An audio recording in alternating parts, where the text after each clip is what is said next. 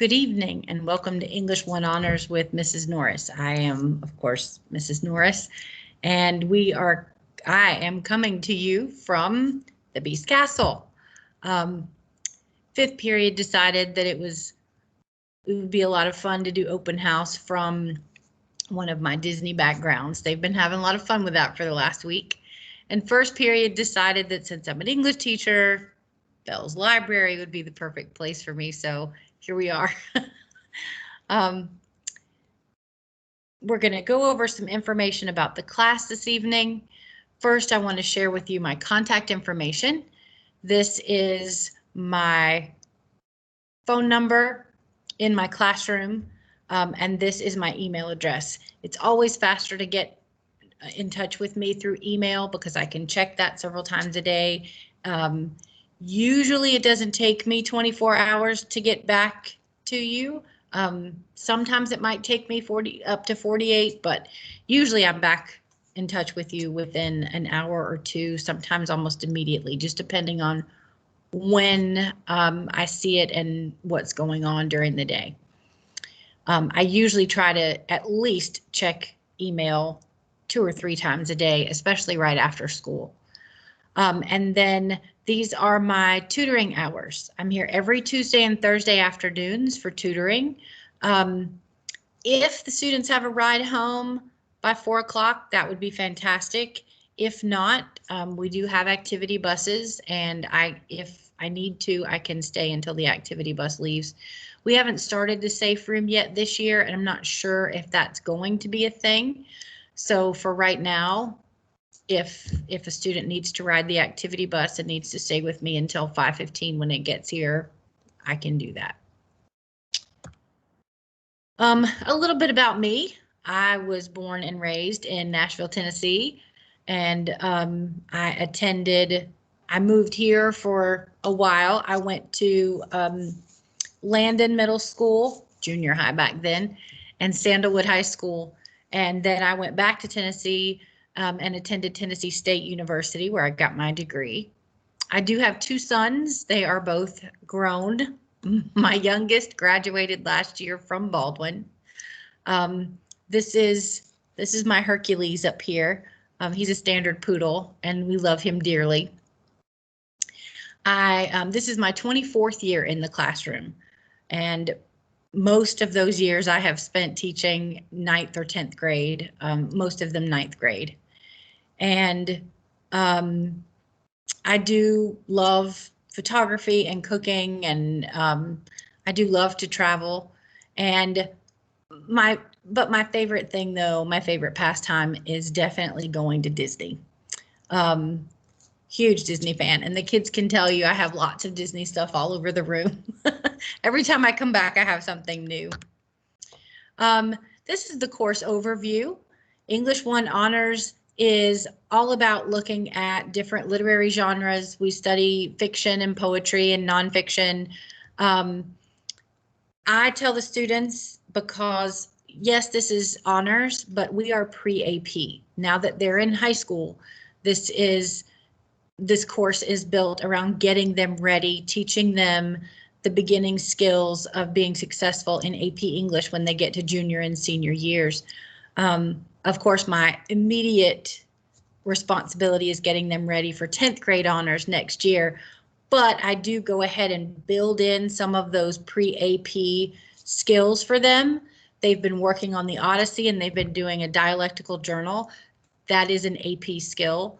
And so it's things like that that we work into the curriculum to help them get ready for those courses later on.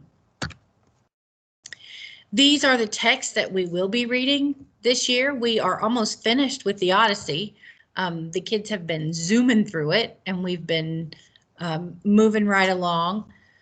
Next quarter, we'll be studying poetry and Romeo and Juliet, which is one of my favorites. I think they'll like it. Third quarter, we read Of Mice and Men, which is a shorter novel. It's a novella. And then fourth quarter, we read a nonfiction text called A Long Way Gone, and the kids always love it. It's a bit of a heartbreaker.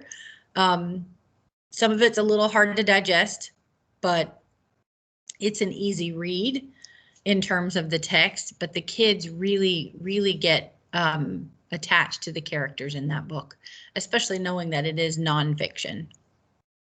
My goal, though, while they're reading, I do ask the kids a lot of questions to get them thinking deeper about the text. It's not about just recall and summary. It's really getting them thinking about what words and phrases are there for particular reasons and what those reasons are, and how we can get more out of the text looking at it that way. Grades are divided into categories. The achieve activities that the kids do every week, they get a new activity every Monday assigned to them, and that activity is due by Sunday night, the following Sunday night. And those, I usually grade those on Monday afternoons and put those in focus. The kids are also asked, I encourage them strongly to do the stretch activity for 10 points extra credit. Every single achieve comes with a 10-point extra credit stretch activity possibility. If students' reading levels are higher than the stretch, they won't see one for that article, but I have given the kids access to another website called Common Lit, and I have assigned articles for them there that they can do for that stretch so they don't miss out on that extra credit opportunity. Achieve thought questions are a separate grade in focus. We work on a 4-point scale, but I multiply that, so it's a 40-point grade. We use RACE, where they restate the question as part of their answer. They answer the question. They cite at least 2 pieces of evidence from the text to support that answer for the full credit. And then they have to explain the connection between that evidence and that answer. And that's something we have been practicing since week 1 in class, and I've done several models for them to show them how to put those answers together. Anything we do involving a reading standard, that goes in that category, that's 30%. Writing and language standards, another 30%, and speaking and listening standards, we'll be working on those. We will have opportunities this year to do Socratic seminars, and I'll have the students doing presentations a couple of times this year just to get them ready for the next level of English. Again, I do offer tutoring, and again, that's my email in case you have any questions about that.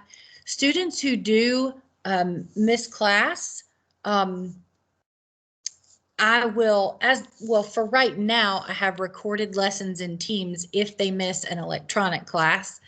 But if they miss classes in person, starting today, because today is the 28th, starting today, I will keep the lesson agendas in Teams so the kids can visit Teams to see what we did in class and what was assigned. The assignments will all be in focus.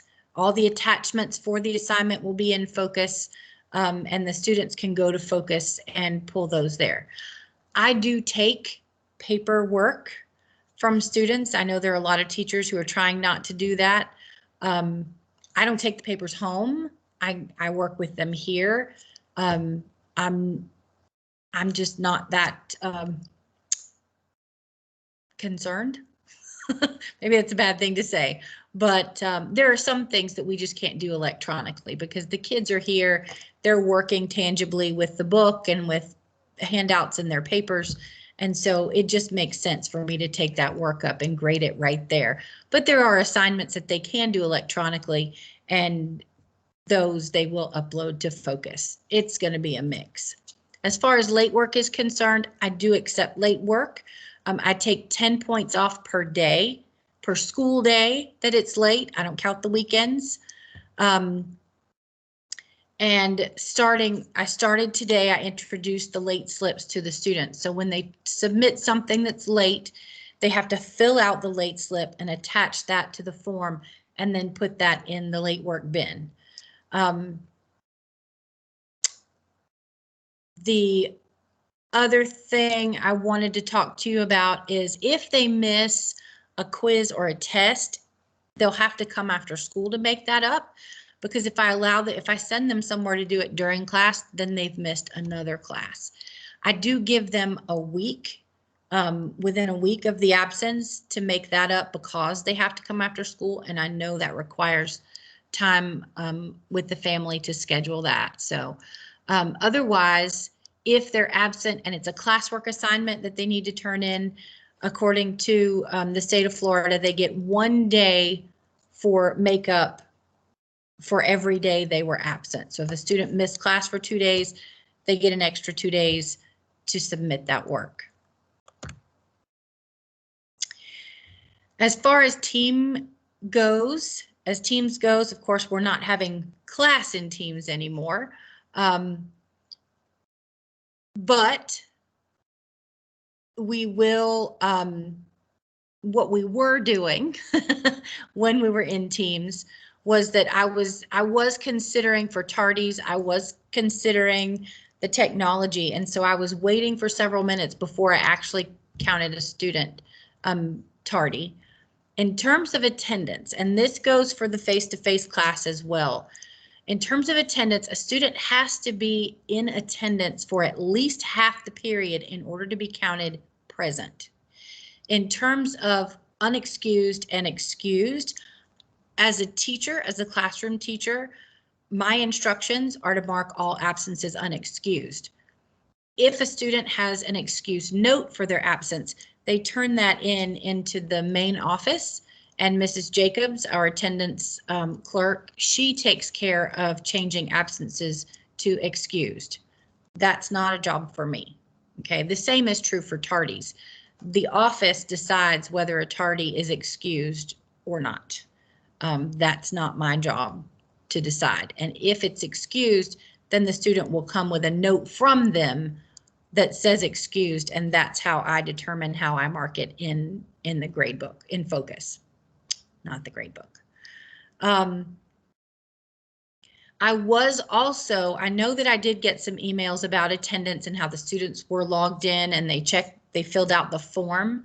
But some of those are absences because while the student logged in and checked in on the form, throughout the class period, I would do some checks to make sure that they were still there, and the students were not. They were non-responsive. And at the end of class, when I said their name several times, they were still non-responsive.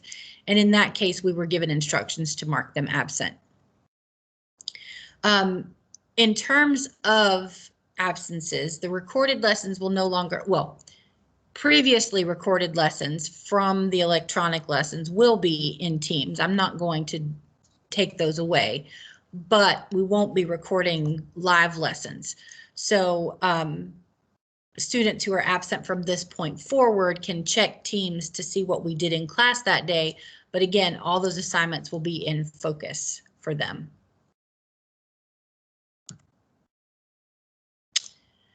All right, that is all I have for you this evening.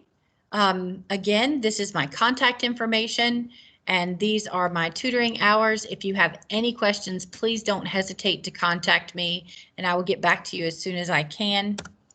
It has been a joy being with you this evening, and I look forward to having your students with me for the rest of the year. Have a good night.